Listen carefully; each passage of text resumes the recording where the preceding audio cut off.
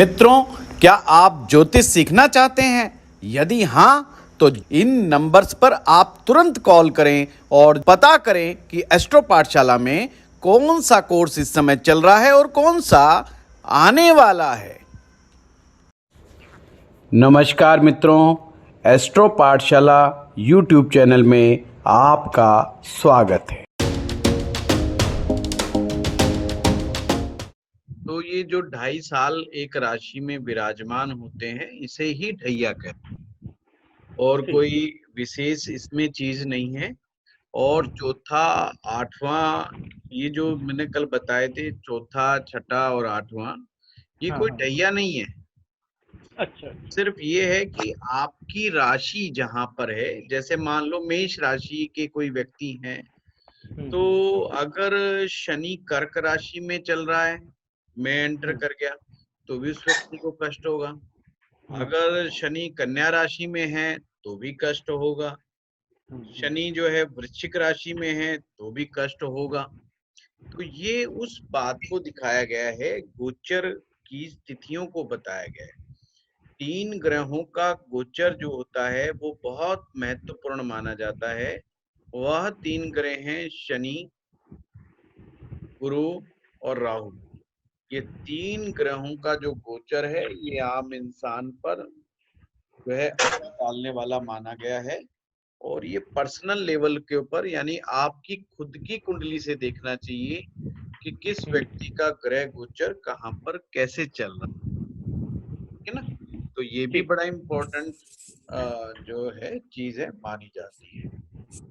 दूसरी सबसे बड़ी बात ये है कि मेरी अपनी मान्यता ये है, मेरा अपना मान्यता है कि जब भी आप किसी ग्रह के बारे में, नक्षत्र के बारे में जब हम सीखते हैं, पढ़ते हैं, टेक्निकल चीजों से ज्यादा जरूरी पॉइंट है उस ग्रह के गुण को समझना, उसके स्वभाव को समझना और उसके जो एक्शन है, उस एक्शन के लॉजिक को समझना।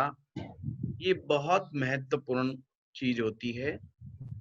जैसे अक्सर सबसे बड़ी जो गलतियां जो होती हैं, जहां पर प्योर टेक्निकल एजुकेशन दी जाती है जिन इंस्टीट्यूट में, वहां पर याद करने वाली जो चीज है ना, वो बहुत ज्यादा बढ़ जाती है।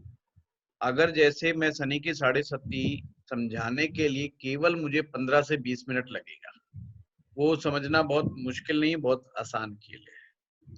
पर जब हम कहानियों के माध्यम से उसके इम्पैक्ट को बताते हैं, तो मनुष्य का दिमाग ऐसा है कि वो कहानियों को ज्यादा याद, कहानियों को ज्यादा अच्छे से समझ लेता है। आ, ये चीज है, इसलिए मैं अपनी क्लास में जो है कहानियां और टेक्निकलिटीज को दोनों को बराबर बना करके रखना चाहता हूं, जिससे आप लोगों को चीजें याद करने में समस्या ना आए।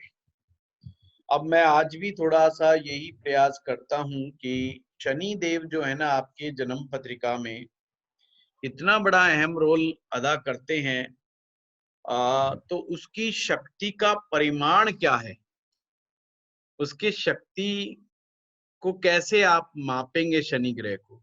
ये तो आप हिंदुस्तान में रहते हैं तो चलो, शनि मंदिर के बाहर लगी हुई लाइनों से आप कहते हो भाई अरे वाह बड़े शक्तिशाली हैं। पर ये शक्तिशाली क्यों है, क्या कारण क्या है? सौर मंडल का जो राजा ग्रह हैं, वो तो सूर्य नारायण भगवान है। और सूर्य मंदिर तो आपको देखने को भी जल्दी से नहीं मिलते। अगर मैं गुड़गांव में कहूं कि सूर्य मंदिर कहाँ पर है, तो मुझे ही सोच में पड़ जाऊंगा मैं ही। पर शनि मंदिर कहाँ है, तो मेरे ख्याल से तो 5-10 तो मेरे दिमाग में एकदम से आ जाएंगे। ऐसे ही आप जहां जहां से भी बिलोंग करते हैं, वहां शनि मंदिर जरूर मिल जाएगा आपको। पर सूर्य मंदिर मिलेगा कि नहीं मिलेगा, इस बात में बड़ा भारी मंशा है। अब कोई कहे कि भाई शनि मंदिरों के नाम बताओ जो बहुत फेमस है, तो मेरे ख्याल से तो 8-10 मंदिर आपके दिमाग में आ जाएंगे। पर सूर्य मंदिर कौन सा है जो बहुत फेमस है, तो आप कोणार्क के सूर्य मंदिर के अलावा कोई नाम नहीं बता पाएंगे। कि कोणार्क जो है उड़ीसा के अंदर है, और वहां पर जो सूर्य मंदिर बना हुआ है, जो वहां के राजा ने बनवाया था, उसके अलावा कोई सूर्य मंदिर कोई है तो मुझे बताएं। तो ये ऐसा क्यों है? क्योंकि भगवान शनिदेव ने स्वयं अपने पिता से बोला था कि हे पिताश्री, मेरी दो इच्छाएं हैं। एक इच्छा तो ये है कि मैं तुमसे भी ज्यादा शक्तिशाली बनने का सामर्थ्य दो, मेरा जो आलोक हो वो आपसे 7 गुना बड़ा हो, मेरा जो मंडल हो वो भी आपसे 7 गुना बड़ा मंडल हो, और मेरे वेग का सामना नर नारी देव दानव सुर असुर जानवर कोई भी मेरा सामना ना कर पाए, और मेरा लोक भी जो है आपके लोक से 7 गुना ज्यादा बड़ा। सूर्य भगवान ने कहा कि दूसरा क्या है तुम्हारी इच्छा? तो उन्होंने कहा कि भाई देखो, दूसरी इच्छा मेरी ये है कि जो मेरे आराध्य देव हैं उनके दर्शन मुझे साक्षात प्राप्त हो जाएं। तो सूर्य देव भगवान जो हैं बड़े खुश हुए इस बात को सुन करके, क्योंकि पिता हमेशा अपने पुत्र की सफलता से खुश होता है। तो पिता बोले, सूर्य भगवान बोले, भाई मैं तेरे ये दोनों बातें सुन के बड़ा प्रसन्न हूं। तो कहते, पिता मार्ग बताओ आप कि मुझे क्या करना चाहिए, कैसे करना चाहिए, इस बात को मुझे समझाओ। तो सूर्य नारायण भगवान कहते हैं, भाई एक ही रास्ता है, तुम बनारस चले जाओ। बनारस को वाराणसी भी कहते हैं, काशी भी कहते हैं। तो पुराने जमाने में वो काशी, उसका नाम बड़ा विख्यात था, आज बनारस है। तो काशी चले जाओ और काशी में जाकर के भगवान शिव के ज्योतिर्लिंग की स्थापना करो और वहां घोर तपस्या करो, तो भगवान शिव जो है तुम्हारे मार्ग को प्रशस्त करेंगे। और मैं भी चाहता हूं कि तुम्हारा वेग, तुम्हारा आवेग, तुम्हारी शक्ति इतनी हो कि तुम्हारा सामना मैं भी ना कर पाऊं।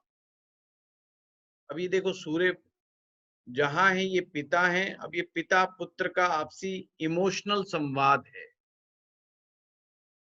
और पिता की आज्ञा के अनुसार शनिदेव जो है काशी में जाकर के वहां पर ज्योतिर्लिंग को स्थापित करके और घोर तपस्या करते हैं और दोनों वरदान प्राप्त करते हैं। इस प्रकार से वो अति शक्तिशाली ग्रहों की श्रेणी में आ जाते हैं। दूसरी अगर हम बात करें कि उनके आराध्य देव, कोई आप में से जानता है भगवान शनि के आराध्य देव कौन है? कृष्ण जी, कृष्ण जी। हाँ, तो शंकर भगवान, भगवान कृष्ण श्री भगवान। कृष्ण, भगवान श्री कृष्ण, लॉर्ड कृष्णा शनि भगवान के आराध्य देव।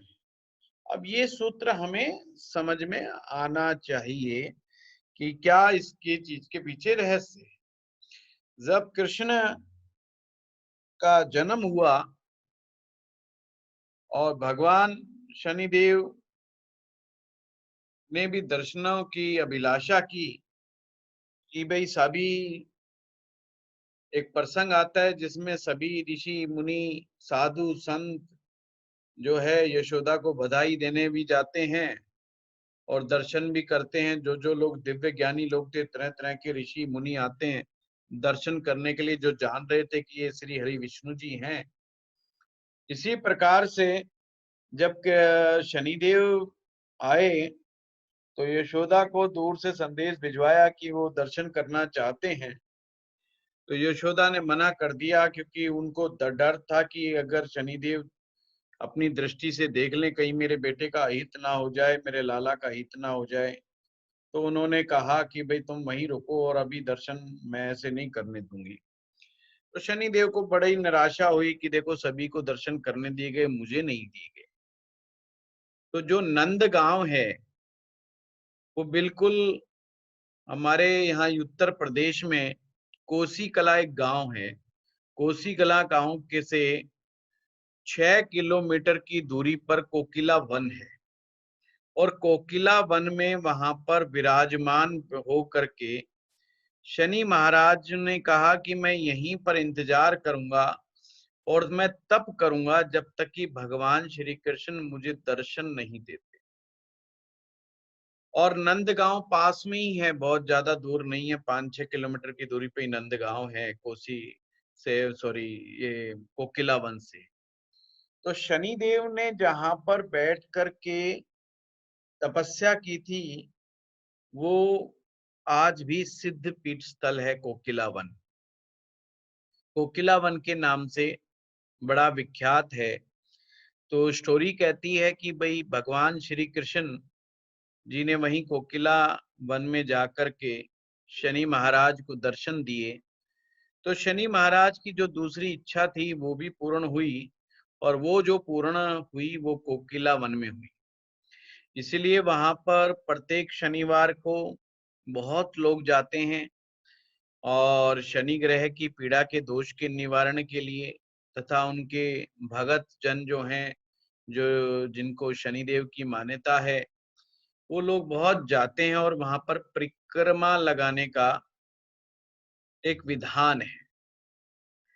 तो परिक्रमा जब लगाएं, आप में से कोई कुछ लोग जाते हैं और जिनके बारे में मुझे मालूम है, पर आप में से भी अगर कोई भी व्यक्ति शनि की 7.5 से प्रभावित हो और या शनि की महादशा से प्रभावित हो या शनि ग्रह के अन्य लक्षणों से प्रभावित हो, तो आप सभी के लिए मैं बता रहा हूं, अगर आप कोकिला वन जाएं तो वहां पर जब परिक्रमा करें तो परिक्रमा करते समय आप शनि मंत्र का जाप जरूर करें या शनि स्तोत्र का जाप जरूर करें।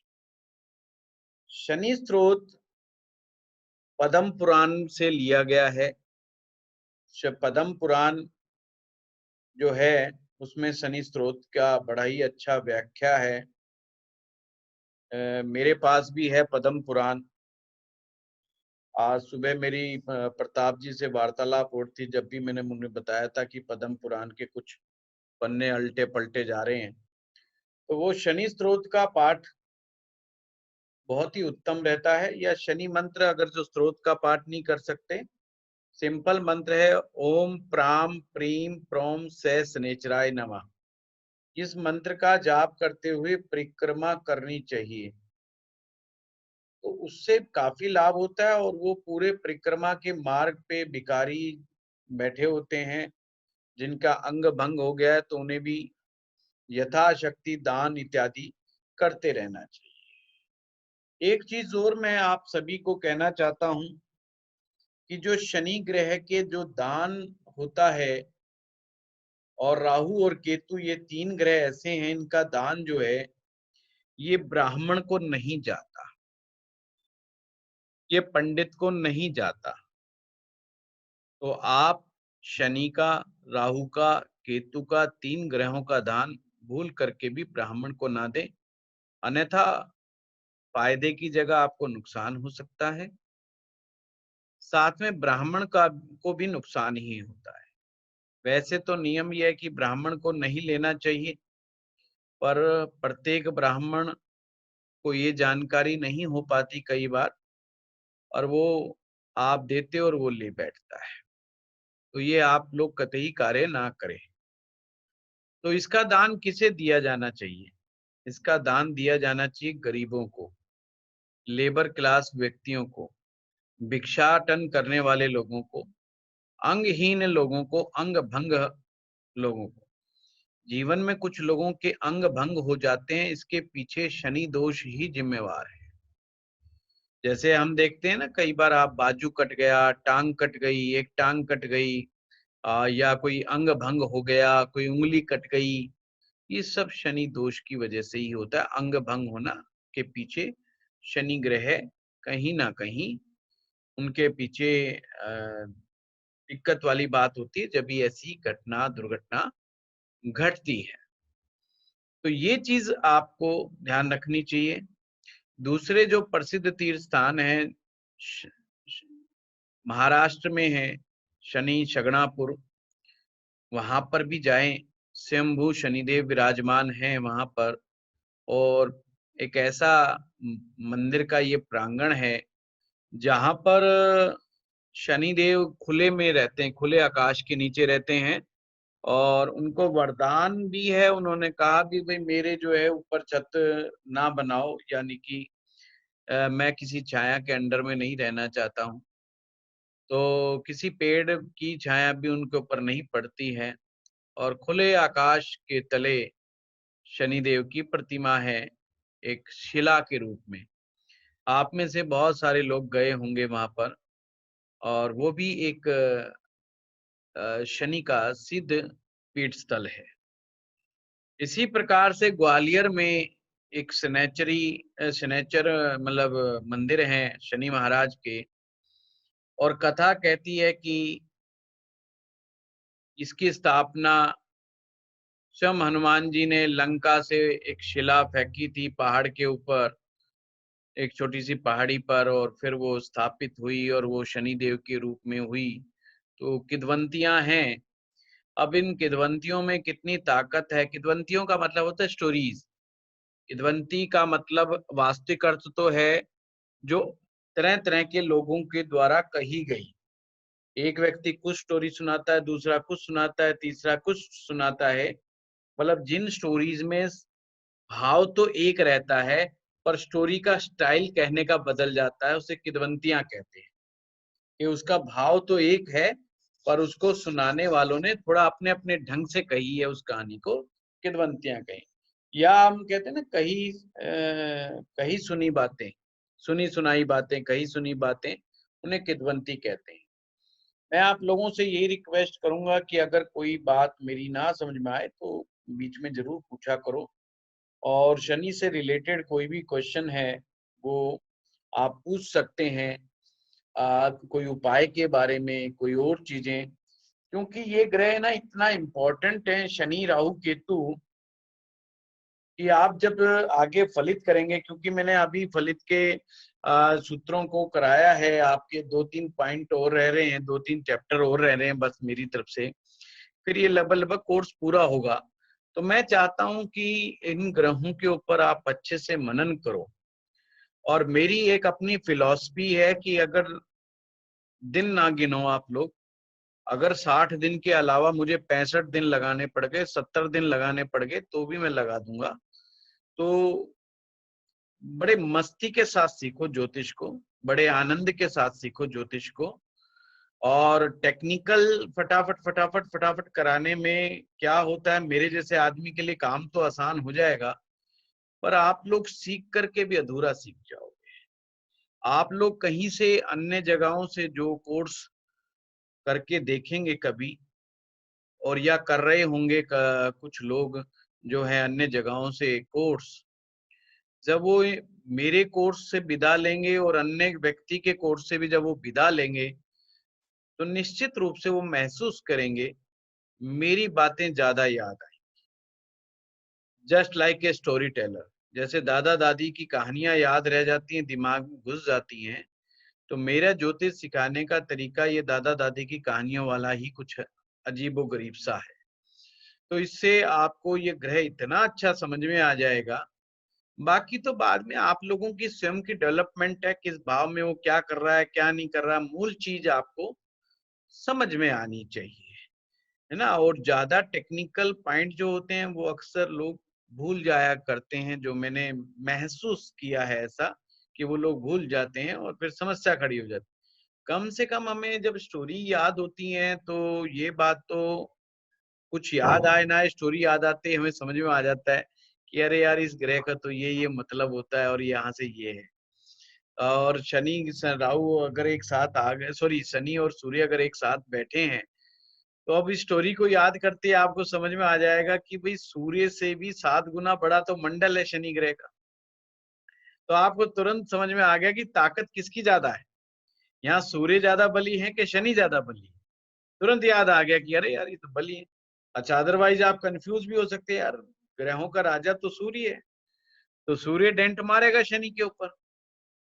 ये कंफ्यूजन कहेगा नहीं नहीं नहीं, शनि सूर्य को डेंट मारेगा, तो फंसेगा कौन।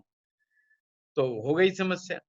तो इस तरीके से ये याद करने के आपको तरीके हैं। तो आप लोग क्वेश्चन पूछिए शनि ग्रह से खुल करके। हाँ मंजीत जी।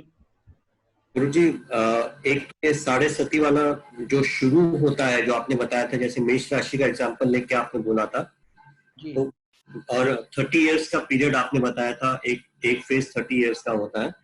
सो थोड़ा सा यहाँ पे कंफ्यूजन है गुरुजी कि ये स्टार्ट कैसे होता है, कब होगा, ये कैसे समझ में आएगा? क्योंकि आपको अपनी राशि याद है? हाँ जी, हाँ जी। कौन सी राशि है? धनु राशि है गुरुजी। आपकी धनु राशि है। अब धनु राशि को पहला भाव मान लें, और इस समय शनिदेव कौन सी राशि में चल रहे हैं? मकर राशि में सर। बहुत बढ़िया। अब मकर राशि में ये आपको शनि की 7.5 मंजीत जी जब लगी थी, जब शनिदेव वृश्चिक राशि में एंटर किए थे। धनु राशि का मतलब चंद्रमा आपका 9 नंबर की राशि धनु राशि में है। मैं बड़े धीरे धीरे समझा रहा हूँ, जिसको नहीं समझ में आया वो आराम से दोबारा इस उदाहरण से समझ ले। धनु राशि का मैं उदाहरण ले रहा हूँ कि आपको शनि का पहला चरण जब शुरू हुआ, जब शनि ग्रह गोचर में वृश्चिक राशि में एंटर करे, नंबर 8 की राशि में, यानी कि एक भाव पीछे, धनु राशि से एक भाव पीछे वृश्चिक राशि आती है। वहां पर जब गोचर में शनि महाराज ने एंट्री ली, तो वो पहला चरण आपका शनि की 7.5 का आरंभ हो गया। Number 1 point. नंबर यहाँ पर शनिदेव रहेंगे वृश्चिक राशि में 2.5 साल तक। अगले 2.5 साल रहेंगे धनु राशि में, जो मिड होगा। पहला चरण सर पे होता है, दूसरा चरण पेट पे होता है, तीसरा चरण जो अंतिम चरण कहलाता है। तो अगली राशि कौन सी फॉल करेगी मंजीत जी? मकर, जिसमें कि अभी शनिदेव बैठे हुए हैं। तो इसका मतलब ये है कि अब अंतिम चरण आपके शनि की 7.5 का चल रहा है। दूसरी बात, 30 साल तक नहीं रहता। मैंने कहने का मतलब ये था कि प्रत्येक 30 साल में एक बार शनि का पहले एक साइकिल चल जाता है। जैसे मान लीजिए कोई बच्चा 10 साल का है जी, और उसको शनि की 7.5 लग गई जी, तो अगली 7.5 जब लगेगी, जब वो 40 साल का होगा। वो 30 साल बाद साइकिल तब पूरा हो जाएगा। 30 साल बाद, हाँ, दोबारा रिपीट होगी। और फिर उससे अगली बार जब साइकिल जब घूमेगी, वो जब वो 70 साल का होगा। 70 साल। Yes yes yes. इस तरह से ये साइकिल चलता है जी। क्लियर बात? अब हम तय कैसे करते हैं कि शनि की 7.5 किस पर प्रभाव देगी, किस पर दुष्प्रभाव देगी? तो आपका जैसे सिंह लगन है जी, तो कल मैंने बताया था किस किस लगन के अंदर सबसे ज्यादा दुष्प्रभाव देगी। तो मैंने कहा था वैसे तो मेष भी है, कर्क भी है, सिंह भी, पर कर्क और सिंह ये विशेष रूप से ऐसी हैं जो सबसे ज्यादा प्रभावित होती हैं, प्रभावित होने वाली राशियां हैं। तो आप याद करो, आज से 5 साल पहले ये आपके सर पर आई थी, पहला चरण जब स्टार्ट हुआ जी जी, और उससे अगले 2.5 साल आपके रोजगार के ऊपर इसने परेशान किया, पेट के ऊपर आई जी। पेट और रोजगार दो चीज पीड़ित मिलती हैं। उससे पहले 2.5 साल दिमागी टेंशन ज्यादा रहती है।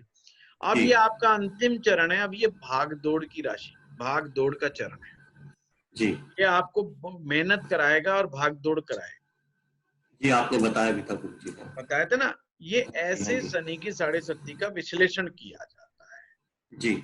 दो छोटी छोटी बातें और गुरुजी जो पूछनी थी। एक कहते हैं शनिदेव जी का, ऐसा क्यों कहते हैं कि शनिदेव जी का पाठ जो होता है, जैसे शनि चालीसा होती है, ये घर पे नहीं करनी चाहिए कभी भी? और इसी से दूसरी बात कि कहते हैं कि अगर आप जाते हैं दर्शन के लिए भी और तेल वगैरह जब आप चढ़ाते हैं तो शनि जी की आंखों में नहीं देखना चाहिए, नहीं तो वो कहते हैं कि ऐसी मान्यता है कि वो आपके साथ घर चले आते हैं। ऐसा ये क्या है गुरुजी? मैं आपने बड़े अच्छे क्वेश्चन किए हैं, मैं दोनों का आपका जवाब देता हूं। सर्वप्रथम तो शनि ग्रह के मंत्रों का जाप या शनि पाठ घर पे इसलिए नहीं करना चाहिए क्योंकि शनि ग्रह में वैराग्य ज्यादा है। उनकी रुचि बिल्कुल भी नहीं है घर गृहस्थी में। आपको जी जान करके हैरानी होगी, शनि ग्रह स्वयं स्त्री श्राप से पीड़ित है। उन्हीं की पत्नी ने शनि भगवान को श्राप दे दिया था। क्योंकि जब उनकी पत्नी, उनका कहानी ये कहती है कि नई नई शादी हुई और उसके बाद वो ऋतु स्नान के बाद जब वो तैयार होकर के शनि महाराज के पास आई तो शनि महाराज जो है नजर नीची कर करके और उनकी तरफ देखा नहीं और तप करने लगे थे। तो उन्होंने गुस्से में आकर के शनिदेव को श्राप दे दिया और वैराग्य का श्राप दे दिया एक प्रकार से। और मैं जभी से शनिदेव को घर गृहस्थी के लिए बहुत अच्छा ग्रह नहीं माना जाता क्योंकि ये डिटैचमेंट का प्लेनेट है। दूसरा, इनका संबंध हमारी मृत्यु से है, क्योंकि मृत्यु का पक्ष जब भी देखते हैं ज्योतिष में तो चंद्रमा हमारी श्वास है।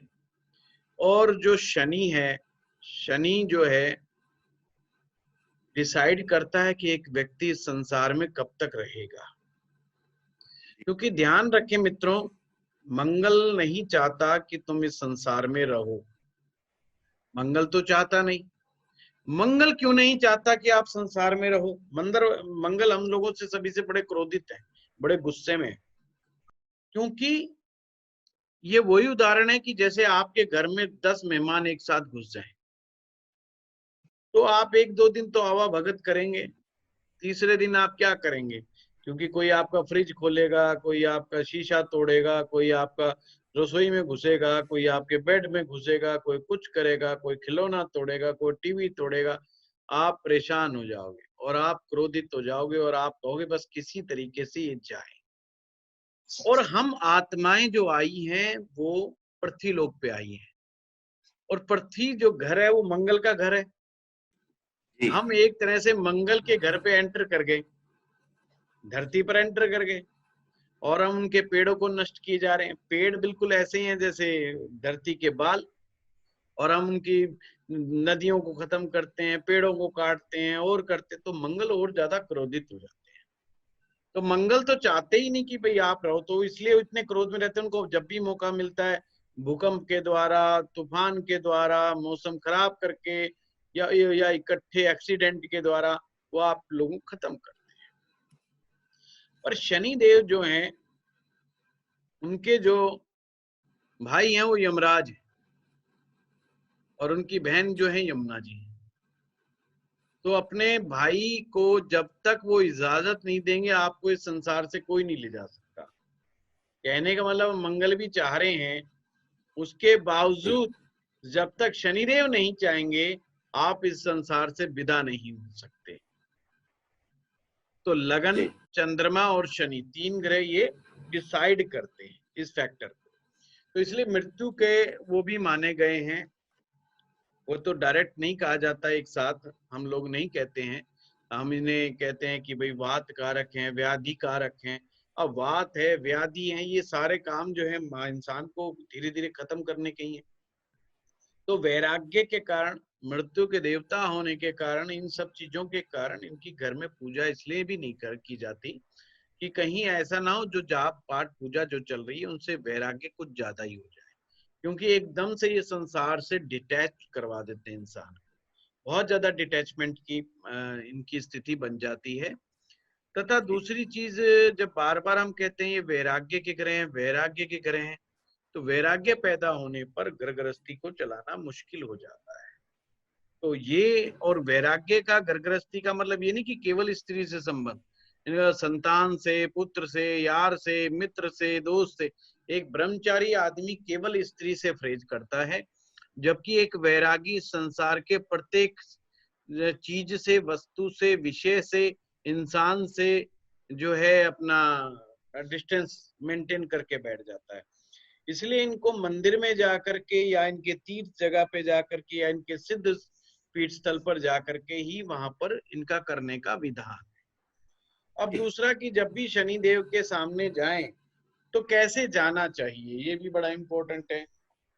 तो क्या होता है कि जहां भी गीले कपड़ों में जाना चाहिए, अपने शरीर को भिगो करके, पूर्णतः भिगो करके, यानी पानी जल जा करके, नियम तो यह किसी नदी में, कूप में, कुएं पे स्नान इत्यादि करके आपको देव दर्शन यानी शनि दर्शन करना चाहिए। और दोनों हाथों को ऐसे पीछे बांध करके, दोनों हाथ आपके पीछे, जैसे हम दोनों हाथों को पीठ के पीछे बांध लेते हैं, इस प्रकार से दोनों हाथों को बांध करके, जैसे एक बंदी को नहीं लाया जाता, क्या बताऊं, फिल्मों में देखा होगा, हथकड़ियां पीछे की तरफ पहले बांध के लाते थे। हाँ जी, हाँ जी। मुगल काल में देखा होगा, मुगल काल में ये पीछे बांध के, अब तो अंग्रेजों आगे बांधने लगे, पहले पीछे बांधते थे। जो भी बंदी होता था, जो बंधन में होता था, उसको बांधते थे। और दोनों हाथ बांध करके जहां पर प्रतिमा है शनिदेव की, उससे 45 डिग्री का एंगल बनाकर, कभी भी 90 के डिग्री के एंगल पर नहीं खड़ा होना चाहिए, 45 डिग्री के एंगल पर खड़े होकर के और ऐसे झुक करके प्रणाम करके, यानी आपका शरीर गीला है और उसी गीले कपड़ों के अंदर पीछे झुक करके करते हुए आपको पाठ पूजा नमन करना चाहिए और शनि देव से क्षमा याचना करनी चाहिए अपने कर्मों के लिए कि हे प्रभु, जितने भी बुरे कर्म मुझसे हुए हैं, ये किसी तरीके से इसको क्षमा की जाए और मुझे ऐसे कर्म में लगाया जाए जिससे ये सारे बुरे कर्म समाप्त हो जाए। ध्यान रखिए, शनि महाराज कार्मिक ग्रह हैं, उनसे आप कर्मों की क्षमा मांगे और अच्छे कर्मों का आशीर्वाद मांगे तो आपको जीवन में सब कुछ प्राप्त होगा। ये हमेशा ध्यान रखना। उनसे अब गाड़ी घोड़ा बंगला मांगने पहुंच जाओगे तो मामला गड़बड़ है जी। उनका डिटैचमेंट है, उनका उन सब चीजों से कोई लेना देना ही नहीं है, ठीक है ना। तो उनसे तप का वरदान मांगो, तपस्या मांगो, तप से सभी चीजें सुलभ है। एक सूत्र है साधना जगत का, साधना प्रत्येक साधन को सुलभ करा देती है। ये सूत्र याद रखना, साधना सर्व साधन को सुलभ करा देती है, कि साधना करने से इस संसार के समस्त साधन, साधन का मतलब है भौतिक चीजें, उपलब्ध हो जाते हैं। ये साधना का सूत्र है। तो इसलिए उनसे तप का आशीर्वाद मांगे तो आपका कल्याण होगा। आंखों पे इसलिए नहीं देखते क्योंकि उनकी आंखों में एक ऐसा तेज है जिससे जो भी 90 डिग्री पर उनके खड़ा होता है, ये उनको श्राप लगा हुआ है कि वो भस्मीभूत हो सकता है, उसका नुकसान हो सकता है, उसका कुछ हो सकता है। इसलिए शनि महाराज स्वयं इस चीज का बड़ा ध्यान रखते हैं कि कोई मेरे सामने ना आ जाए, क्योंकि वही याद करो जो मैं कहा कि कोई भी मेरे वेग का सामना ना कर सके, मतलब कोई मेरा आमना सामना ही ना कर सके, कोई मेरे सामने ही आके ना फ्रंट में खड़ा हो सके, इतना मेरा वेग। दूसरा, इसलिए उन्हें अधो नेत्र भी कहा गया। अधो नेत्र मतलब आधी आंख, तो उनकी आधी आंखें नीचे की तरफ झुकी रहती है, मतलब वो अपनी नजरें स्वयं भी झुका करके रखते हैं। तो यही कारण है कि शनि महाराज के बिल्कुल सामने जाकर के फ्रंट पे 90 के एंगल पे नहीं खड़ा होना चाहिए और क्षमा मांगनी चाहिए। पूर्णतः अपने नाक वगैरह रगड़ करके और उनसे क्षमा याचन करके ही वहां पे कार्य करना चाहिए। इससे मानसिक शांति प्राप्त होती है। नारियल अर्पित करना चाहिए, सरसों का तेल, काले उड़द, काले तिल, काला कपड़ा, काली धूप, थोड़ा लोहे का सामान, लोहे से बनी हुई वस्तुएं, ये सभी की, काले चने, है ना, ये सभी की सभी चीजें शनि से संबंधित है। इनका दान पुण्य भी आपको फायदा दे सकता है। तो शनि मंदिर जहाँ कोकिला वन है, वहां पास में एक तालाब भी बना हुआ है और वो तालाब में स्नान करके ही दर्शन कर लेने चाहिए। और पीछे साथ में ही उनके भगवान श्री कृष्ण का बहुत ही सुंदर, बहुत ही प्यारा मंदिर भी बना हुआ है भगवान श्री कृष्ण का। और ये तो आप लोग जानते हैं कि भगवान श्री कृष्ण उनके आराध्य देवते। और इसलिए जो वृंदावन में जो बाके बिहारी जी हैं वो ब्लैक कलर के, ब्लैक कलर डाइट। हमेशा ना ध्यान रखना, ज्योतिष में ये बड़ी चीजें काम की हैं कि हमें किस देवी देवता की पूजा करनी चाहिए, किसकी नहीं करनी चाहिए। तो अगर कुछ लोगों का संबंध अगर शनि ग्रह से आ जाए भक्ति भाव में, तो उन्हें ब्लैक कलर के डाइटी की पूजा करनी चाहिए। अब जैसे भगवान श्री कृष्ण जो हैं वो चंद्रवंशी हैं, पर संबंध उनका किसी तरीके से शनि से अगर बन गया है, तो भगवान श्री कृष्ण के बड़े सौम्य सौम्य रूप वाले मंदिर भी हैं, पर उन्हें उन्हीं रूप में पूजना चाहिए जो ब्लैक कलर में। अब ब्लैक कलर में तो हमारे बाके बिहारी जी हैं, तो बाके बिहारी जी के दर्शन करने चाहिए, उन लोगों को बड़ा फायदा देते हैं। अच्छा, एक बड़ी अद्भुत कहानी सुना, बात बताता हूँ। दृष्टि कोण के बारे में कुछ लोग तो शायद जानते होंगे। D3 चार्ट के बारे में जानता है कोई? D3 चार्ट डिविजनल चार्ट है, तीसरे नंबर का। 16 कुंडलियां होती हैं, उस कुंडली में से एक चार्ट का नाम है दृष्टि कोण, जिसे इंग्लिश में D3 चार्ट बोलते हैं।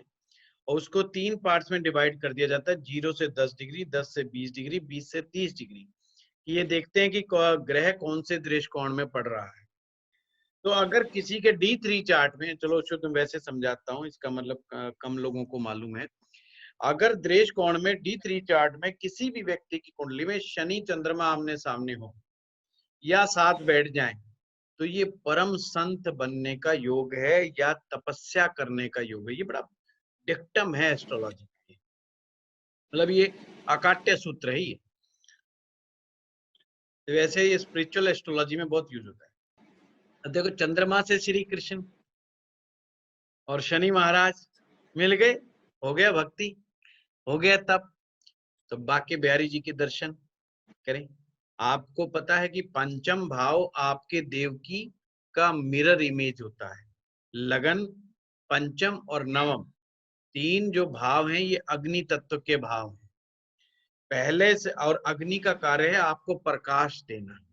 तो पहले भाव की जो अग्नि है वो अलग प्रकार की अग्नि है, पर पंचम की जो अग्नि है वो मिरर रिफ्लेक्शन है आपके इष्ट की। इसलिए जो पंचम भाव में जिस देवता के दर्शन होते हैं, अब देवता के दर्शन मतलब जो ग्रह का हिसाब किताब बनता है वही आपके इष्ट देव बनते हैं, और उनकी पाठ पूजा करने से लाभ प्राप्त होता है। ठीक है। और गौरव? गुरुजी नमस्कार। गुरुजी ऐसा कई जगह पे पढ़ा हुआ है कि जैसे कुछ पेड़ लगाने से, कुछ पौधे ऐसे लगाने से, पेड़ लगाने से कुछ ग्रहों की शांति होती है या उपाय होते हैं गुरुजी।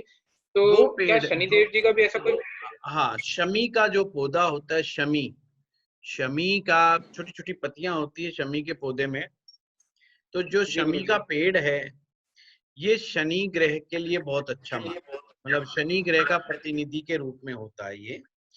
तो वैसे तो मान्यता यहाँ तक है कि साधना जगत में कि शनि ग्रह के मंत्रों का जाप अगर शनि ग्रह की शांति के लिए आप कर रहे हैं, तो शमी के वृक्ष के नीचे बैठ करके शनि ग्रह के मंत्रों का जाप होना चाहिए। हर ग्रह का अपना अपना एक वृक्ष है, उस वृक्ष से संबंधित मतलब वहां पर बैठ करके मंत्र जाप करने से फायदा होता है। जैसे अपना बेल का पेड़ होता है, बेलगिरी होती है ना, बेलगिरी।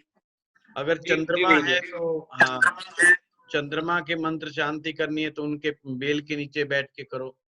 वैसे तो बेल के नीचे बैठ के भगवान शिव के मंत्रों का जाप भी होता है। इसी तरह से शमी वृक्ष। दूसरा वृक्ष है पीपल का पेड़। हमेशा ध्यान रखना, ये रेमेडियल में बहुत आपको काम आएंगे। पीपल के वृक्ष में प्रतिनिधि तो उसका होता है गुरु ग्रह, परंतु गुरु में सामर्थ्य है, गुरु में सामर्थ्य है यमराज को रोकने का। ध्यान से सूत्र समझना, गुरु में सामर्थ्य है यमराज को रोकने का। गुरु कौन से तत्व का, एलिमेंट का प्लेनेट है बताइए? आप लोग, इतना पढ़ाया आपको। आकाश तत्व का सर। आकाश तत्व गुरुजी। हाँ, वेरी नाइस यार, बहुत अच्छा सीख गए आप लोग हैं, मुझे तो उम्मीद नहीं थी है। बहुत अच्छा, ठीक है। आकाश तत्व जो होता है गुरु का तत्व होता है। और आकाश तत्व ही आपकी आत्मा और शरीर को बांध करके रखता है, ये ध्यान रखना। आकाश तत्व ही आपकी आत्मा और शरीर को आपस में बांध करके रखता है। तो यानी जब तक आपके शरीर में आत्मा है आप मर नहीं सकते। तो हमेशा जब भी कोई व्यक्ति बीमार हो, गुरु की ताकत को बढ़ाइए, गुरु के बल को बढ़ाइए, उसके आकाश तत्व को बढ़ाइए, उसके एलिमेंट को बढ़ा दीजिए, उसको। ऊपर वाली क्लियर नहीं है। जूम बीज मंत्र का जाप करवाए, और सबसे पहले गुरु ग्रह की शांति और जूम बीज मंत्र का जाप। महामृत्युंजय में भी लघु मृत्युंजय जो होता है, जूम बीज मंत्र, ये जूम शब्द जो है ये आपको मरने से बचाता है, आपको मृत्यु से बचाता है, अपमृत्यु से बचाने का कार्य करता है। ओम जूम सह माम पाल पाल से जूम ओम, बड़ा प्यारा मंत्र है। ओम जूम से माम, माम मैंने मेरा, मम भी लिख सकते हैं, मम, माम मम कुछ भी लिख लीजिए, मम। अब जहां मम है उसको मम नहीं बोलना, अपना नाम डालना है। जैसे गौरव शर्मा, तो आपने मंत्र पढ़ना है ओम जूम सह गौरव शर्मा सह जूम ओम। जो आगे जो मंत्र होता है उसको उल्टा, बीज मंत्र उल्टा से शुरू कर देते हैं। फिर ओम जूम सह गौरव शर्मा सह जूम ओम। ये मंत्र जो है आपके आकाश तत्व को बलवान करता है। वैसे ये मंत्र प्राप्त किया था शुक्र भगवान ने, शुक्राचार्य जी ने, है, पर इसमें है ये मंत्र गुरु का है, पर उनके हिस्से आ गया था। ये एक लंबी स्टोरी है, फिर आप कहोगे नई नई स्टोरियां गुरुजी सुनाते रहते हैं। गुरुजी एक छोटा सा प्रश्न और था मेरा। गुरुजी वो स्टोरी थी तो आपकी यूनिकनेस है। गुरुजी एक क्वेश्चन मेरा भी है। एक मिनट प्रदीप जी, एक मिनट इनके खत्म कर ले हम। हाँ गौरव बताइए। गुरुजी आपने ना एक बार स्टार्टिंग में बताया था एक प्रोसीजर होता है जिससे हम कौन से देवता की पूजा करते हैं उसको हम लोग निकाल सकते हैं कुंडली से, है ना गुरुजी? क्या आने वाली क्लासेस में क्या उस चीज को और क्लियरिटी से आप कभी थोड़ा सा समय निकाल के सिखा पाएंगे? देखिए, एक तो डिविजनल चार्ट्स की अगर आप स्टडी करोगे तो उसमें भी आएगा, और ये कहोगे तो मैं इसमें भी बता दूंगा। सिंपल है, मैंने अभी सूत्र बताया है, सूत्रों पे ध्यान दिया करो कि पंचम भाव से इष्ट देवता निकले। एक तो तरीका ये है। दूसरा, पर ये इसमें तत्वों का बड़ा खेल है ना, एलिमेंट थ्योरी का ज्यादा खेल है। देखो अभी तक है ना, मैं सच बताऊं, वैदिक ज्योतिष ये रियल वैदिक ज्योतिष है। जो मैं पढ़ाने का प्रयास करता हूँ ये रियल वैदिक ज्योतिष है। और वैदिक ज्योतिष जब पढ़ोगे ना, उधर तत्वों से देवता आते हैं। अच्छा। हाँ, जैसे कि जैसे भगवान राम का उदाहरण ले लो आप। भगवान राम के सप्तम भाव में मंगल उच्च के थे। अब जो सातवां भाव है उसमें तत्व कौन सा है? 7, 3, 7, 11, ये 3 भाव ऐसे हैं जिनमें एयर है, वायु तत्व है जी। और मंगल और राशि, मंगल जो है मकर राशि में थी, मंगल जो है मकर राशि में थे। और मकर राशि कौन सी है? अर्थ। 2, 6, 10 याद करो, तो अर्थ एलिमेंट है। तो यहाँ पर क्या हुआ, उनके भगवान राम के लिए हनुमान जी किस रूप में आए? वायु पुत्र के रूप में आए। बिल्कुल गुरु, वायु पुत्र के रूप में आए।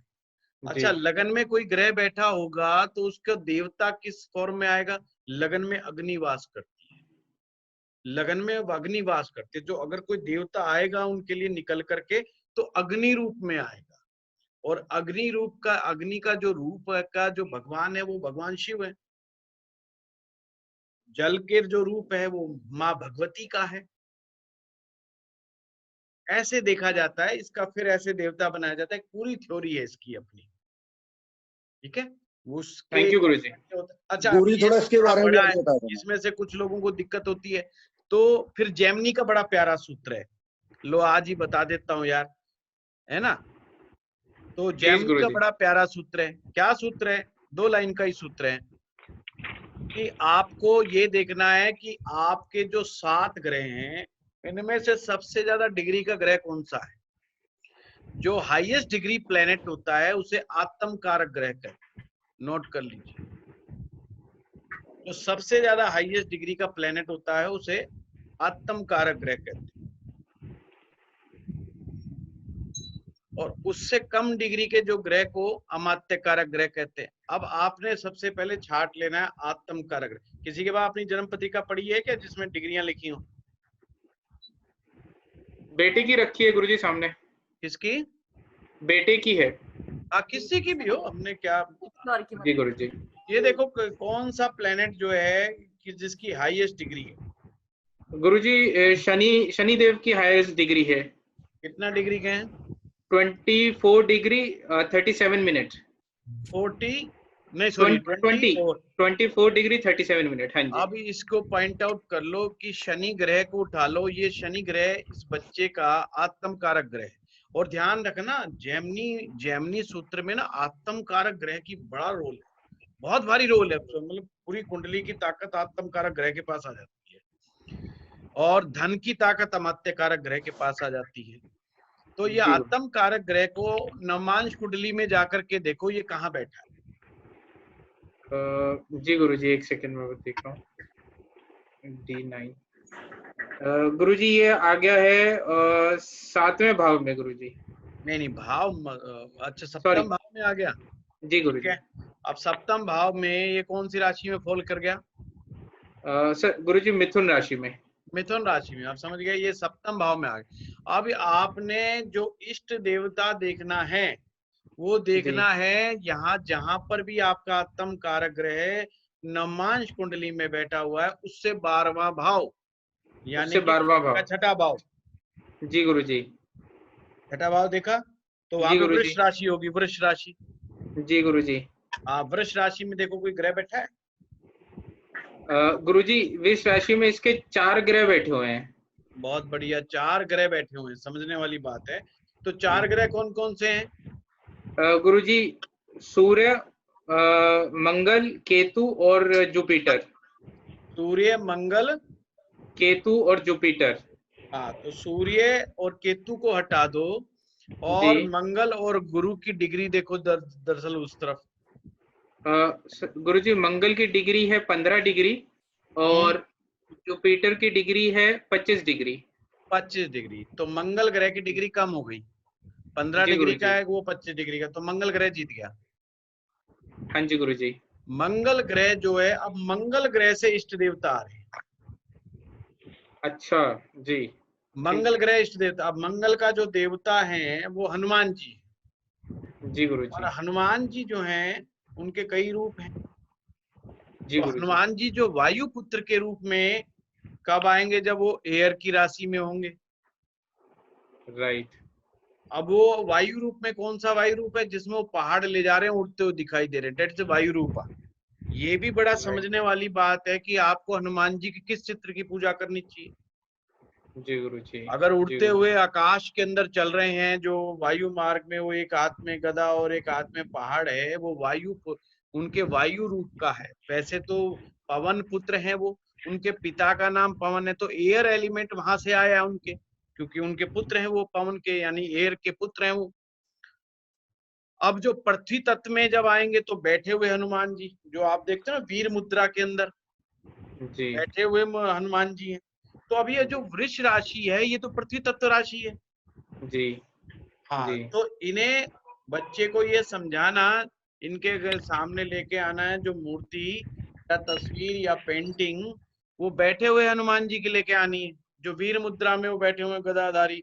तो उस मुद्रा में बच्चा पाठ पूजा करे और इन्हें इष्ट बना ले। ठीक गुरुजी। और इष्ट बना करके इनकी पूजा पाठ करेंगे तो हर क्षेत्र में कार्य में सफलता इन्हें प्राप्त होगी। साथ में ये जो इष्ट देवता का कंसेप्ट है इसका तात्पर्य कि पिछले जन्म में जी इनका कनेक्शन हनुमान जी से है। इन्होंने पीछे से भी हनुमान जी की साधना की है, प्रार्थना की है। अब ये कैसे पहचाने कि हमने पिछले जन्म में क्या साधना की है? क्या आप जो कुंडली में सूत्र निकाल रहे हो वो गलत निकाल रहे हो कि ठीक निकाल रहे हो, कहीं सूत्र गलत हो जाए। तो उसका एक बड़ा अच्छा तरीका है, उस देवता के मंदिर में जाएं और मंदिर में जाकर के थोड़ी देर बैठे 5-7 मिनट 5-10 मिनट कि कितना ध्यान लगता है कितना नहीं लगता जी। और जब भी ये जाकर के उस मंदिर में जाके प्रार्थना करेंगे ना, तो अद्भुत कमाल की बात है, उनका मन रमेगा। बिल्कुल ठीक बात है, राइट गुरुजी, ऐसा ही है। ऐसा ही है ना। हाँ, हाँ, तो ये बच्चे के इष्ट देवता है, ऐसे देखो, ये मन अपने आप रमेगा, मन झुकेगा।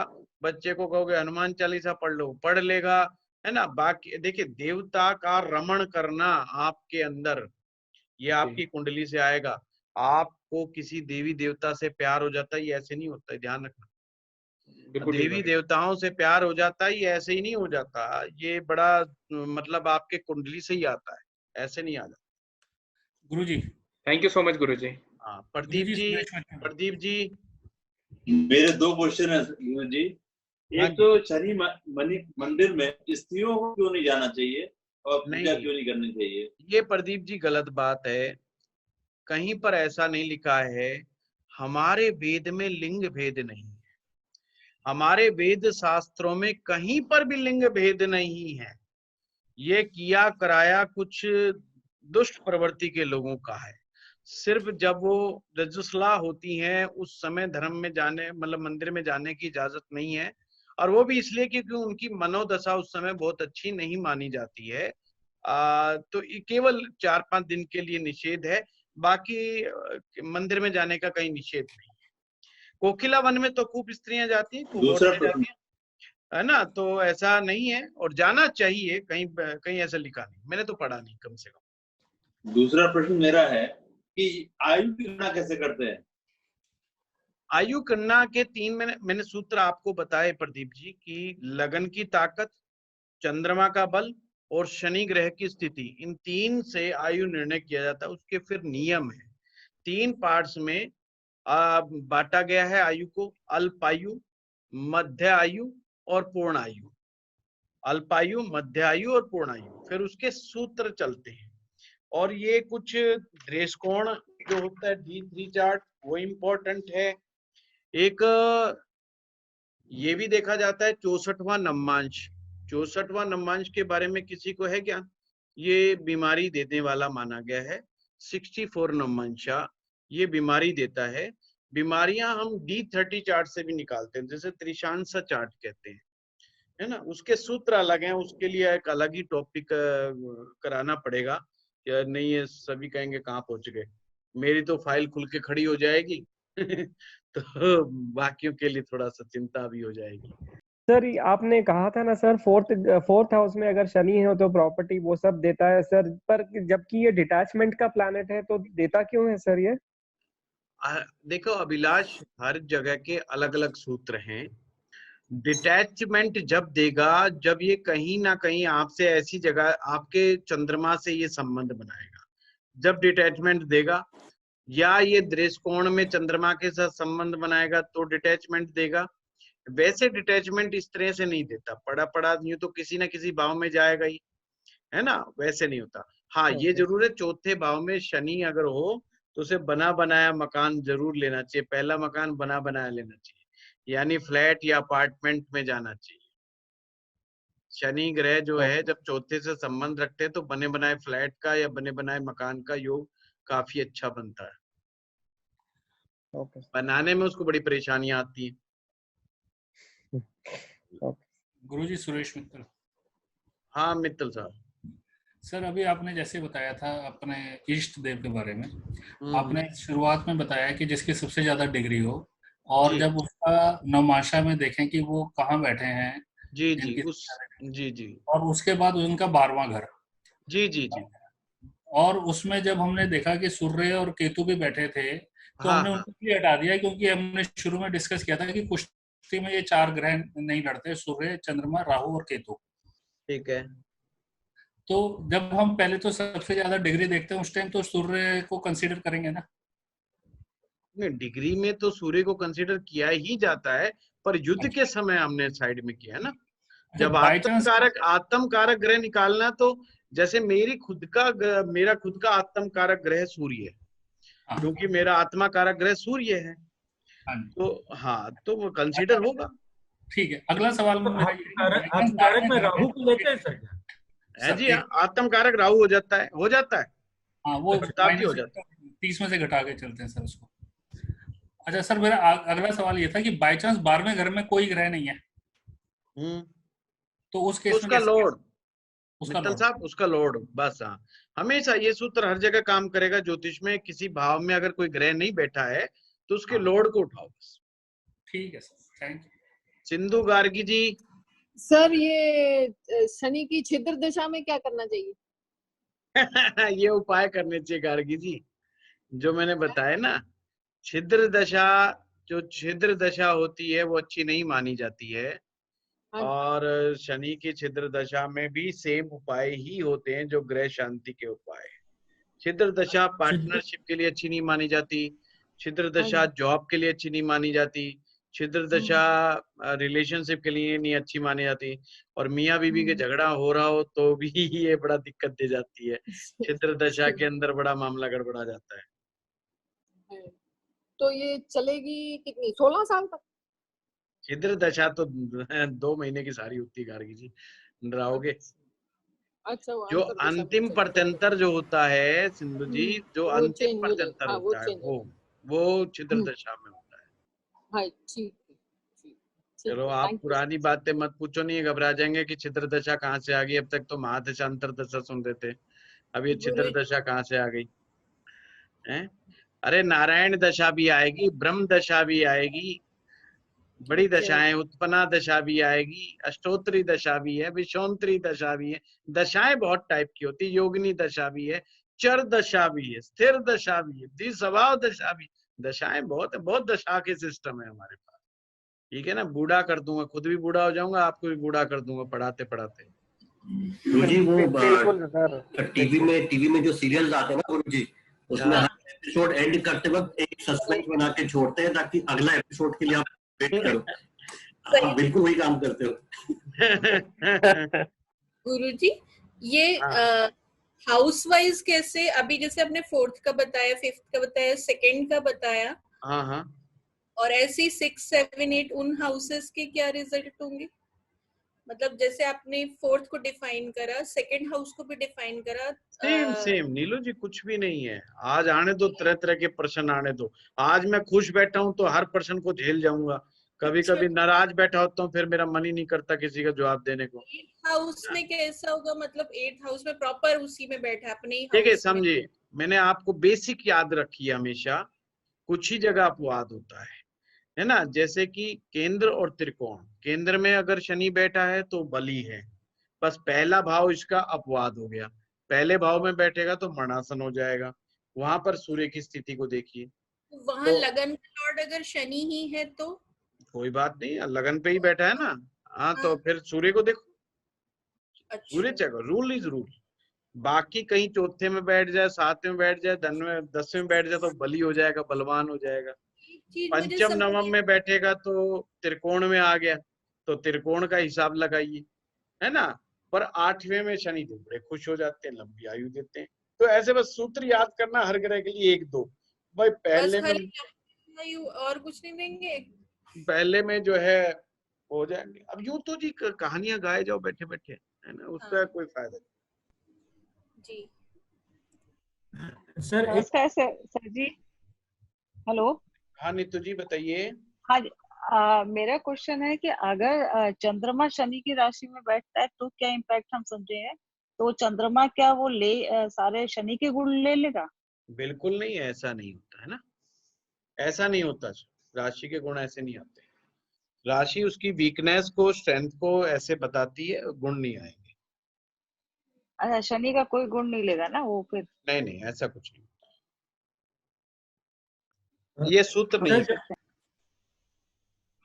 सर, जब लोग बात कर रहे थे कि शनि और शुक्र साथ, शनि और सूर्य साथ, जब सूर्य होते हैं तो आपकी आवाज कट रही है प्रताप जी, आवाज कट रही है जी। अब आ रही है सर क्या? हाँ भाई, अब भाई आपने बताया था कि जब सूर्य और शनि साथ होते हैं तो शनि हारने लगते हैं और इसलिए शनि अपने परम मित्र शुक्र को युद्ध के बुला लेते हैं, जिसके चलते शुक्र कमजोर हो जाता है उस कुंडली में। लेकिन अभी आपने सर बताया कि जब सूर्य और शनि साथ होते हैं तो शनि ज्यादा बली होते हैं, शनि ज्यादा बली होते हैं, शनि ज्यादा बली होते हैं, पर सूर्य को कई ग्रह एक साथ मदद करते हैं। वो मैंने जल्दबाजी में एक फार्मूला समझा दिया था चलते चलते, पर उसके पीछे डेप्थ वाली बात अब मैंने लॉजिकल बताई नहीं थी। एक्चुअली में मंगल जैसा योद्धा भी उसकी मदद करते हैं सूर्य की ओर की। तो वो जब देखते हैं इतना ज्यादा हिसाब किताब हो गया, मंगल भी गुरु भी, ये दो ग्रह गुप्त रूप से सूर्य की हमेशा मदद करते हैं। राजा के ये दो पारखी वो हैं, तो जब वो देखते हैं कि उधर से तो मदद आ गई, मेरी तरफ से मदद नहीं आई, तो वो भी अपने परम मित्र को निकालते हैं, वो उनका शुक्र है, तो वो शुक्र को आगे ले आते हैं। पर शुक्र को जैसे ही आगे कर देते हैं, इनको कुछ स्वार्थ के मामले में भी अच्छा माना गया ग्रह को, शनि ग्रह को ना, तो स्वार्थी ग्रह भी कई मामलों में माना गया है, तो वो आगे कर देते हैं, मैटेरिस्टिक है ना, तो शुक्र को तो शुक्र की क्या है कि वो बेचारा मोम की तरह है, वैक्स की तरह है, तो वो सूर्य का तेज सहन नहीं कर पाता, वो शुक्र मारा जाता बहुत जल्दी, मतलब उनमें तो दम है ही नहीं लड़ने का, और वो आगे और शनिदेव अपना बचाव कर जाते, शुक्र मारा जाता है। तो वो एक सूत्र समझाने का एक तरीका था कि जब भी सूर्य शनि साथ बैठेंगे तो कहीं ना कहीं शुक्र अपने आप अपनी पावर लूज कर जाएगा। वो एक सूत्र को समझाने का तरीका जी, जैसे कहानी की तरह नहीं सुनाते भाई, कहानी की तरह बना के सुना दी, अब ये असली थी नकली थी ये कोई पता नहीं, बस उससे एक सूत्र समझ में आ गया कि भी सूर्य और शनि सब लड़ेंगे, साथ बैठेंगे तो शुक्र की मौत हो जाएगी। मतलब शुक्र की मौत होने का तात्पर्य यह है कि वो अपनी लूज कर जाएगा, अपनी पावर को लूज कर जाएगा। अच्छा, ऐसे सूत्र लाल किताब में ज्यादा होते हैं। जी गुरु जी, सूर्य भगवान ने शनि को ताकत दी कि वो 7 गुना ज्यादा हो जाए, तो फिर शुक्र को कूदने की जरूरत क्यों पड़ती है जो शुक्र लूज कर जाता है अपनी पावर? वो अभी बताया, जस्ट अभी बताया विनय जी, है ना, अभी जस्ट एक वो प्रताप जी से वही वार्तालाप चल रही है। नहीं उसी वही नहीं, जब वो हारने लगता है, जब वो हारने लगता है ना, जब वो हारने लगता है उधर से मंगल। आपकी आवाज कट रही है प्रताप जी, सॉरी इसके विनय जी, प्रताप आपकी आवाज कट रही है आज। नहीं, मैं धीरे धीरे बोल रहा हूँ सर। एक्चुअली सूर्य से 7 गुना बल दे दिया शनि भगवान को, सूर्य भगवान ने खुद जी। शनि तो हमेशा जीतेंगे भगवान के आशीर्वाद से शनि।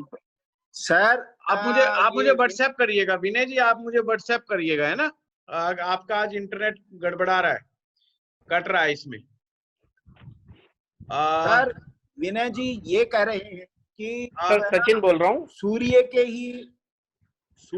ही जो है ना आशीर्वाद से शनि भगवान को 7 गुना पावर मिल गई है, तो नहीं उनके आशीर्वाद से नहीं है।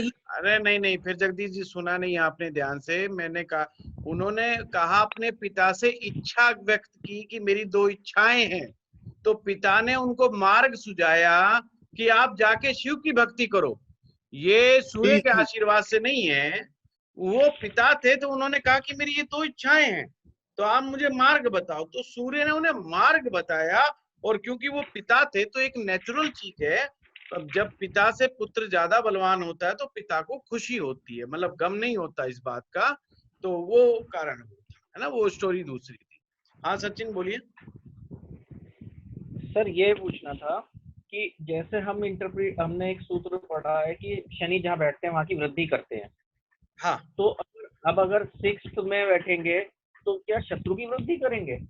इसको कैसे इंटरप्रेट करेंगे? हाँ बिल्कुल सचिन, मतलब शत्रु बढ़ जाएंगे, शत्रु बढ़ जाएंगे शनि अगर छठे में बैठेंगे तो। शनि का और मंगल का बैठना छठे भाव में हम लोग खुश हो जाते हैं कुछ मामलों में, पर एक्चुअली में मेरा तो थोड़ा सा जो है ना अलग मानना है कि मंगल और शनि जब भी छठे में बैठते हैं शत्रुओं की संख्या बढ़ा देते हैं, वो लड़ता रहता है। अब हुआ क्या, अच्छा इसलिए मानते हैं कि उसमें लड़ने की ताकत आ जाती है, लड़ने की क्षमता आ जाती है उसके अंदर, समझ रहे हो ना बात को? इसलिए ज्योतिष में उसको अच्छा मान लिया जाता है ना, और कोई अलग तरीका नहीं है ना। तो सर 12th में जाएंगे तो जैसे वहां तो मृत्यु है, 12th तो खर्चा है हमारा, तो खर्चे को बढ़ा देंगे, खर्चे को बढ़ा देते हैं। हमेशा ध्यान है। हाँ, कंजूस आदमी कब बनता है? लो आज आपको कंजूसी का सूत्र समझाता हूँ। हाँ। कंजूस जब बनेगा जब शुक्र का संबंध दूसरे भाव से बनेगा और 12वें भाव से बनेगा, तो आदमी को कंजूस बना देगा।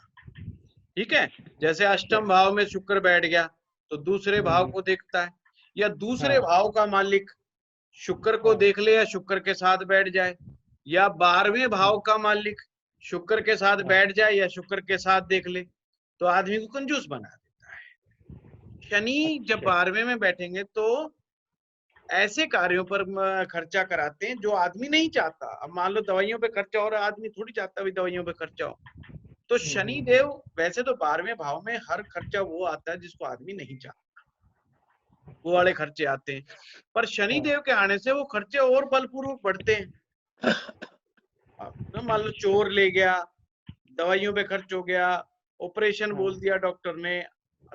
अब आपको जानकर के हैरानी होगी, कुछ लोग ऐसे हैं जो बिना दवाइयों के रह ही नहीं सकते, उनको 10-10, 15-15, 20-20 साल तक दवाइयां खानी पड़ती हैं, और दिमागी रूप से डिप्रेशन के पेशेंट हो जाते हैं, उनको दवाइयां खानी पड़ती हैं। आप ये देखिए, ये पाप ग्रहों का ही असर होता है। देखिए वो व्यक्ति सब जीवित तो नजर आते हैं कि हम सब जिंदा हैं, जीवित हैं, पर अंदर से कहीं ना कहीं दिक्कत में फंस जाते हैं। अब आप सूत्र समझिए, लंबी बीमारियों का कारक ग्रह शनि है। जितनी भी लंबी समय तक चलने वाली बीमारियां हैं, वो चाहे वो मेंटल प्रॉब्लम हो, चाहे वो डायबिटीज हो, चाहे ब्लड प्रेशर हो। बेशक डायबिटीज में शुक्र ग्रह सबसे ज्यादा फ्रंट पे रहेगा, पर पीछे से ट्रिगर जो दबेगा वो शनि का दबेगा। ब्लड प्रेशर हो या और कौन कौन सी लंबी बीमारियां जो चलती रहती हैं, ऑनगोइंग प्रोसेस, थायराइड हो गया, है ना, इस टाइप की कई बीमारियां ऐसी हैं। हाँ, तो ये बड़े लंबे समय, इनके पीछे का ट्रिगर जब तक ये नहीं स्टार्ट होती, जब तक शनि महाराज नाराज नहीं होते, उनका ट्रिगर जब तक नहीं तो भी देंगे सर बीमारियां? नहीं अभिलाष, ऐसे नहीं, ऐसे तो मैं समझ ही नहीं पाऊंगा। फिर कहोगे जी देखो जी रिकॉर्डिंग आपने कहा था उच्च में आ गई। नहीं, वो स्थितियां देखी जाती।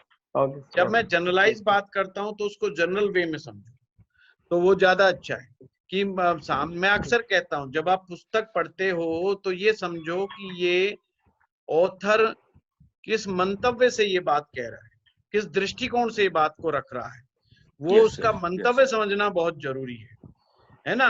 और वो बेचारा किसी और संदर्भ में कोई बात कह रहा है और तुम कुछ और संदर्भ में समझ रहे हो, तुम अपने साथ जोड़ के देख रहे हो। तुमने कहा कि जी शनि उच्च का भी देगा, भाई शनि उच्च का भी बीमारी दे सकता है, परंतु देखा तो पड़ेगा वो कौन से लगन के अंदर बैठा है।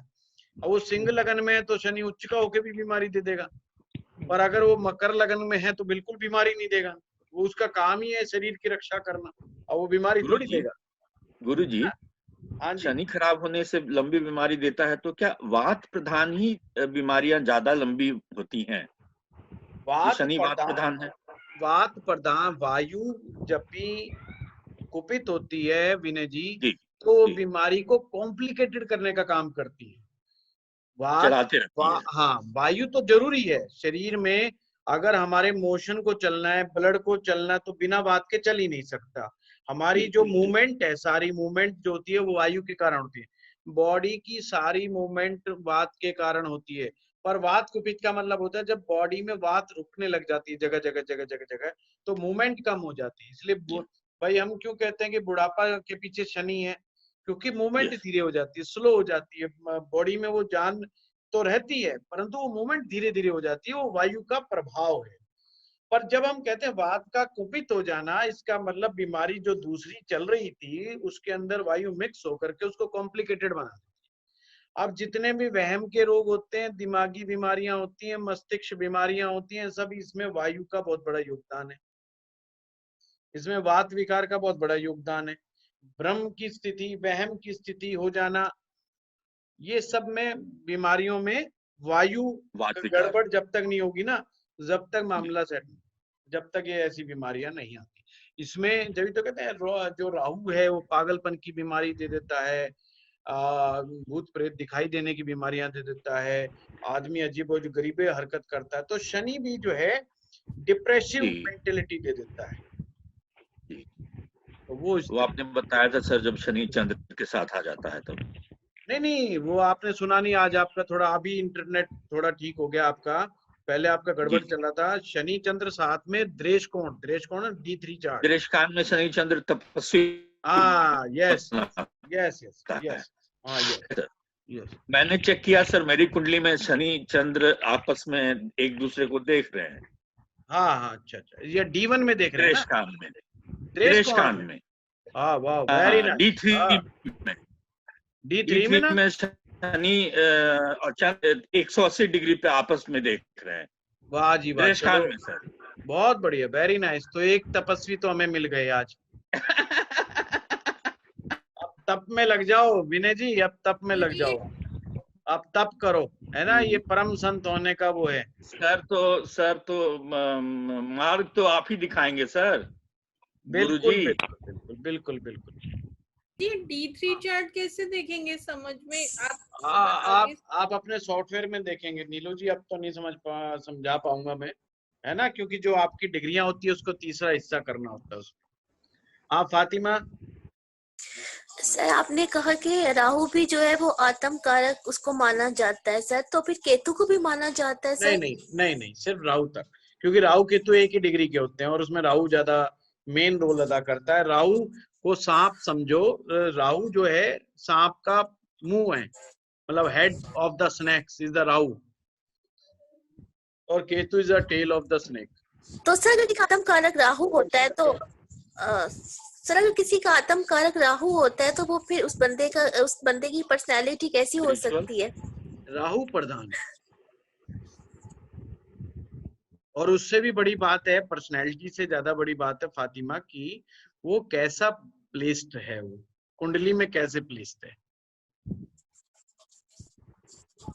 क्योंकि ये ध्यान रखना जो आप लोगों का आत्म कारक ग्रह बताते समय। बोलिए सचिन, अब आप बोलिए। सचिन बोलिए। ये आपने आत्म कारक बताते समय। हेलो। हाँ बोलिए। आज सबसे इंटरनेट में गड़बड़ आ रहा है। हाँ sir.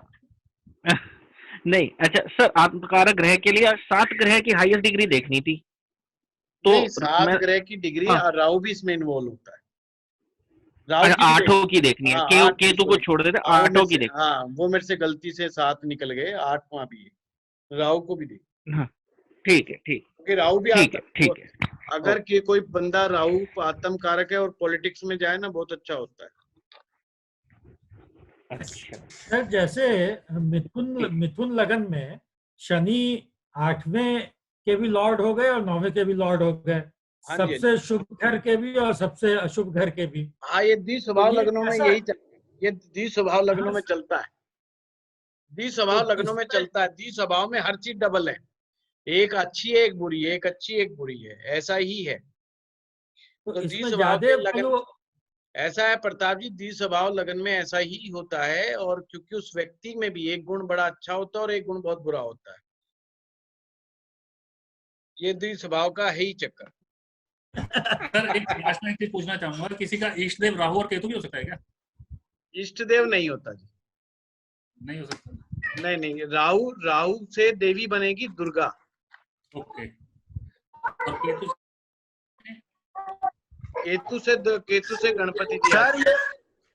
Thank you sir. Guruji मीन राशि का तत्व क्या है? मेरा 12वां पट्टा आत्म कारक से मीन राशि। मीन राशि का तत्व है वाटर एलिमेंट। तो मुझे किनकी पूजा करनी चाहिए? नहीं वो तो देखना पड़ेगा ना, आपने तत्व नहीं बोलना है, ऐसे नहीं। आपका आत्म कारक ग्रह कहाँ बैठा है नमांश? हाँ आत्म कारक से 12वां खाली है, उसका लॉर्ड जुपिटर है। हाँ तो आपका बृहस्पति बना, फिर बृहस्पति बना, गुरु बना। गुरु उनके कौन से रूप सर? गुरु ही होते हैं। गुरु 4 प्रकार के होते हैं। गुरु के 4 रूप हैं। नंबर 1 गुरु, दूसरा है परम गुरु, तीसरा है परापर गुरु। परम गुरु, परापर गुरु। नंबर 1 गुरु, नंबर 2 परम गुरु, नंबर 3 परापर गुरु, नंबर 4 है परमेष्ठी गुरु, जो कि भगवान शिव के रूप को कहते हैं। परमेष्ठी गुरु, अच्छा,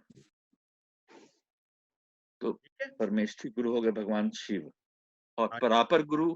और देखिए, गुरु तो होते हैं जिनसे आप शिक्षा दीक्षा ले रहे हो, परम गुरु होते हैं गुरु के भी गुरु। तो गुरु जी आपके जो गुरु हुए वो हम लोग के परम गुरु हुए। हाँ जी, हाँ जी, हाँ जी, हाँ जी, उसे ही परम गुरु कहते हैं जी। और परापर गुरु उनके गुरु। परापर गुरु उन्हें कहते हैं जो लीनिएज के गुरु होते हैं। लीनिएज का मतलब एक परंपरा के गुरु हैं। जी जी, जो परंपरा को चला रहे हैं। Thank you sir. एक है परमेष्ठी गुरु। परमेष्ठी का मतलब जो जहां से वो स्रोत है, सोर्स है, ज्ञान के जो मुख्य सोर्स है, मुख्य सोर्स को परमेष्ठी कहा जाता है। तो जो मुख्य सोर्स है ज्ञान का, वो भगवान शिव, इसीलिए तो उन्हें मंत्र तंत्र यंत्र सबका गुरु कहा जाता है। ठीक है, तो क्या वर्ड बोला? परमेशी, परमेष्ठी, परमेष्ठी नितिन जी, परमेष्ठी। आज ये गुरु दक्षिणा मूर्ति स्वरूप शिव जो है वही है परमेष्ठी गुरु। गुरु जी नहीं, दक्षिणा मूर्ति जो है गुरु को वो कहते हैं जिनकी दक्षिण दिशा की तरफ मुंह, वो परमेष्ठी गुरु में नहीं है। परमेष्ठी गुरु भगवान शिव है। भगवान शिव सीधा। हाँ, भगवान शिव परमेष्ठी गुरु। आपने देखा नहीं, रावण के गुरु, रावण के जो गुरु थे वो भी शिव जी थे, है ना। फिर भगवान अभी जो है, आपने आज भगवान शनिदेव की कहानी सुनी, उन्होंने भी शिव की भक्ति की। फिर आपने शुक्राचार्य की कहानी सुनी, शुक्राचार्य की भी जो है गुरु भगवान शिव।